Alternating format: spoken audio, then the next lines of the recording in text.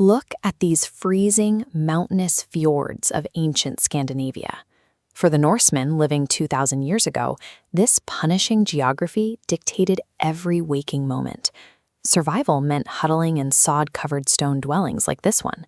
Ordinary people faced a constant grinding struggle against the bitter cold, seasonal hunger, and disease. It was a brutal world. Yet Odin, the chief of the Norse gods, regularly abandoned Asgard to walk among humanity. Disguised in a heavy, rain-soaked cloak pinned with magic runes, he forced himself to feel the biting wind and suffer exactly as mortals suffered.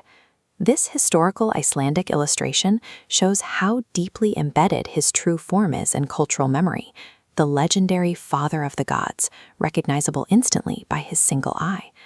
But constantly tramping through the blizzards of Midgard left him deeply exhausted. He realized physically patrolling the earth wasn't enough.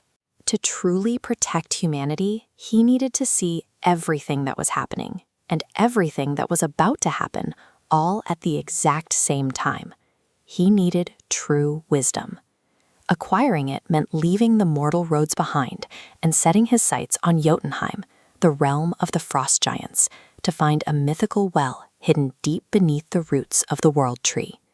The journey pushed him to the edge of the known world. Climbing the jagged, icy passes, he slammed into a brutal blizzard. Through the whiteout, a towering figure blocked his path. It was the wisest of the giants, riding on the back of a reindeer. The giant didn't see through Odin's disguise, but he happily proposed a lethal game. Answer 3 riddles correctly, or lose your head. Odin played along.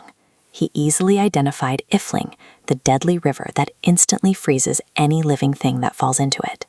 He named Skinfaxi and Himfaxi, the cosmic horses dragging day and night across the sky. For the final test, the giant demanded the name of the battlefield where the end of days would be fought. Odin answered without hesitating, Vigard. Now it was Odin's turn. He bypassed the trivia and demanded the one piece of intelligence he actually needed.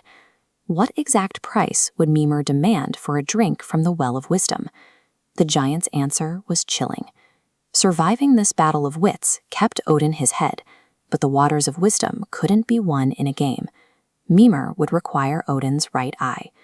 Odin finally reached the boundary of the giant's domain. There, standing under the shadow of a towering ash tree whose roots drank from the 4 corners of the earth, he found the well. Mimir, the omniscient guardian of the waters, was waiting.